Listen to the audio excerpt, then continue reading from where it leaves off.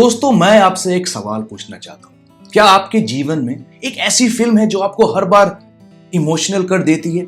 Is there one film in your life that chokes you up no matter how old you are or how many times you view that film?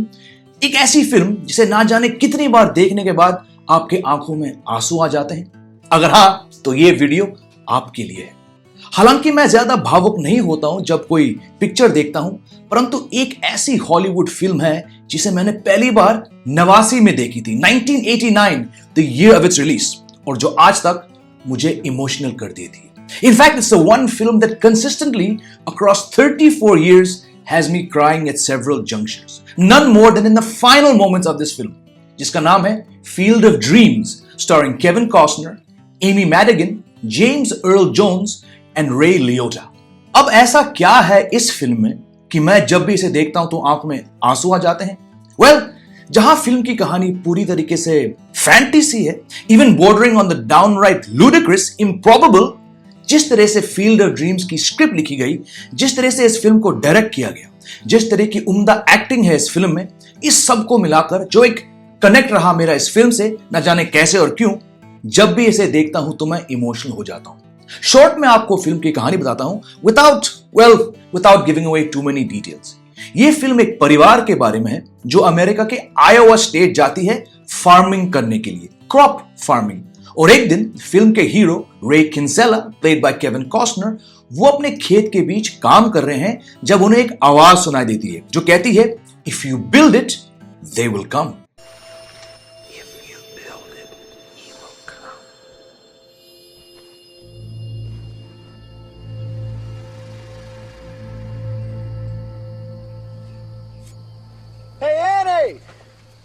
Annie, what was that?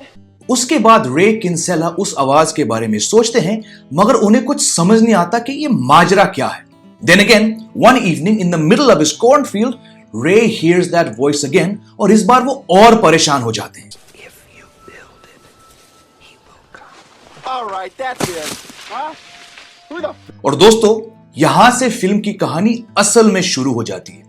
कैसे रे को मालूम पड़ जाता है कि उनको अपने उस कॉर्नफील्ड के बीच एक बेसबॉल फील्ड बनाना पड़ेगा ताकि शूलिश जो जैक्सन नाम के पुराने बेसबॉल प्लेयर को इस गेम को खेलने का एक और मौका मिल सके। और कैसे रे को इस बात का एहसास हो जाता है कि वो धीरे धीरे अपने गुजरे हुए पिताजी की तरह बन रहे हैं, जिन्हें वो कभी इस बात के लिए माफ नहीं कर सके कि वो एक हैंडसम, फिजिकली स्ट्रॉन्ग इंसान से बूढ़े हुए, फॉर व्हाटएवर फ्लॉड रीजनिंग रे हैड। और कैसे वो अपनी पूरी जिंदगी कमाई दांव पे लगाते हैं खेत की फसल काटकर एक बेसबॉल फील्ड बनाने के लिए। और कैसे इस पागल डिसीजन के बाद एक रात को उसी फील्ड पर सीधे उन कॉर्नफील्ड्स के बीच में से खुद शूलिश जो जैक्सन की आत्मा बाहर निकल कर आती है और उस मैदान पर बेसबॉल और बैट पकड़ के वो रे के साथ खेलते हैं और पूछते हैं, इज दिस हेवन? और जवाब में रे कहता है, no, it's Iowa. No.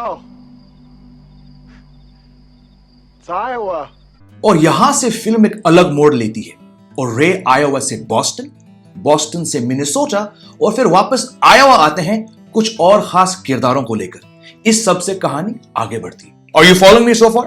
I know, film का प्लॉट पूरा बोगस है, परंतु जिस तरह से इसे फिल्माया गया, जिस परफेक्शन के साथ सभी एक्टरों ने काम किया, इसे ये बोगस कॉन्सेप्ट पूरी तरीके से बिलीवेबल हो जाती है, बिलीव मी, और आपको इमोशनल कर देती है। इसमें डायरेक्टर फिल ऑल्डेन रॉबिन्सन का बहुत बड़ा हाथ है, जिन्होंने डायरेक्शन के साथ WP किंसेला नाम के लेखक की किताब शूलिश जो को बड़े पर्दे के लिए अपनाया, और फिर सारे मेन कैरेक्टर्स की परफॉर्मेंसेस, ऊपर से cinematography, background music, all of this made for me from a young age to as recently as 2 months ago watching Field of Dreams a memorable and emotional experience। और दोस्तों, जब से मेरे पिताजी 7 साल पहले गुजरे, तो इस फिल्म का आखिरी सीन को देखकर मैं और भी इमोशनल हो जाता हूं, क्योंकि पिताजी को बचपन से बेसबॉल का बड़ा शौक था और जब मैं छोटा था तो मैंने पिताजी से काफी बेसबॉल की कहानियां सुनी। और फिर जब 1989 में हम सब अमेरिका गए थे तो मैं और पिताजी एक दिन एक मॉल जाकर हम दोनों ने ये फिल्म देखी। फिर स्कूल के दिनों में मैंने भी बेसबॉल या रादर सॉफ्टबॉल खेलने की कोशिश करी और फिर जब मैं बॉस्टन में था एक बार, तो मैं, पिताजी और कुछ कजिन्स हम एक असल बेसबॉल गेम देखने गए थे वहां के मशहूर स्टेडियम फेनवे पार्क के अंदर, जो इसी फिल्म फील्ड ऑफ ड्रीम्स का एक अहम किरदार है।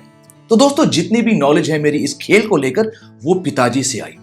फिर जब मैं कॉलेज के बाद बॉस्टन शहर में जॉब कर रहा था, तो मैंने बेसबॉल को बहुत सीरियसली लेना शुरू किया, क्योंकि वहां का जो मशहूर बेसबॉल स्टेडियम है फेनवे पार्क, जैसे कि मैंने कहा था, वो इस फिल्म फील्ड ऑफ ड्रीम्स का बहुत इंपॉर्टेंट हिस्सा है। So that was one reason why I follow the Red Sox during my time in Boston 2003 से लेकर 2005 तक।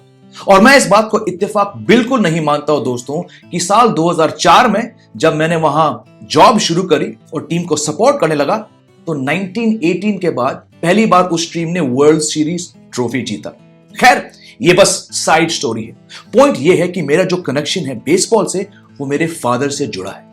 और उनके गुजर जाने के बाद इस फिल्म के कुछ खास scenes, specially the climax scene, जब रे अपने पिताजी से पूछता है कि क्या आप मेरे साथ बेसबॉल खेलोगे एक बार, ऐसे सीन्स को देखकर मैं बहुत इमोशनल हो जाता हूं। आप खुद ही देख लीजिए।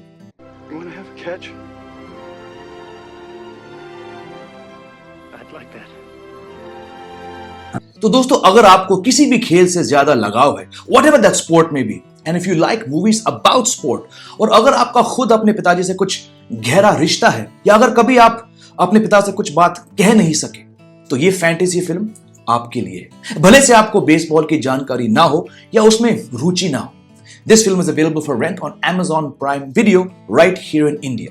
So maybe give it a try one day. बाकी चलता हूं और आपसे मिलता हूं बहुत जल्द एक नया वीडियो लेकर, ये मेरा वादा है। Take care, love you all, जय हिंद।